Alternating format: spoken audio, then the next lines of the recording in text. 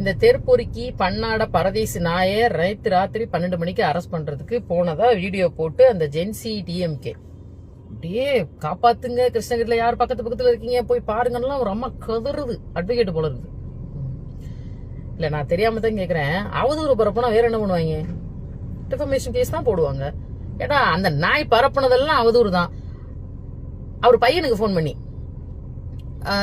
சொல்லுங்க, ஓ உங்க அப்பாவை கண்டுபிடிச்சு தரணுமா, ஓ உங்க அம்மாவுக்கு நீதி வாங்கி தரணுமாவா? நக்கல் மயிறு. இது இல்லாம இன்னொருத்தி, அவன் பொண்டாட்டியா இல்ல வேற ஒருத்தியான்னு தெரியல. அவள்கிட்ட நான் விஜய் சார் எங்க இருக்காருன்னு கண்டுபிடிச்சிட்டேன், அவரு ஒரு நடிகையோட வீட்டுல இருக்காரு, பெரிய கண்டுபிடிப்பு. போய் உங்க தாத்தா இருக்காருல்ல, உங்க தாத்தா கருணாநிதி தாத்தா, அவரோட வரலாற கண்டுபிடிங்க. அவருக்கு 3 தான் இருந்துச்சா இல்ல 30 இருந்துச்சான்னு. ஓகேவா? அதுல முதல் தாரம் இருக்கும்போது 2வது அதை எவ்வளவு பெருமையா பப்ளிக்கா ரிவீல் பண்ணாருன்னு வீடியோ கிடைச்சதுன்னா போய் பாருங்க. நான் பார்த்தேன். அது யாருக்குமே தெரியாம இருந்தது, ரிவீல் ஆயிடுச்சு. அதனால இந்த மேடையில நான் சொல்றேன், ஆமா எங்க 2 பேருக்குள்ள உறவு இருக்கு. எவ்வளவு பெருமை இல்ல?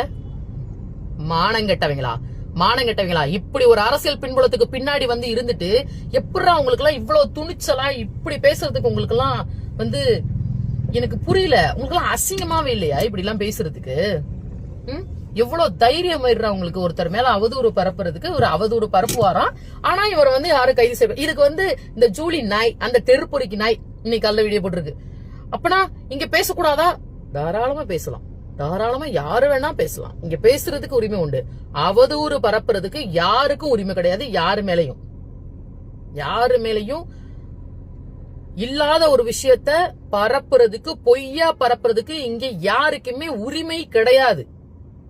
அப்போ சட்டம் பாயதான் செய்யும். நீங்க தான் எல்லாத்துக்கும் துணிஞ்சவங்களாச்சே, தைரியமானவங்களாச்சே, எதை வேணாலும் ஃபேஸ் பண்ணுவீங்களே. மயிருங்களா அப்ப ஃபேஸ் பண்ண வேண்டியதானே? அப்புறம் கதை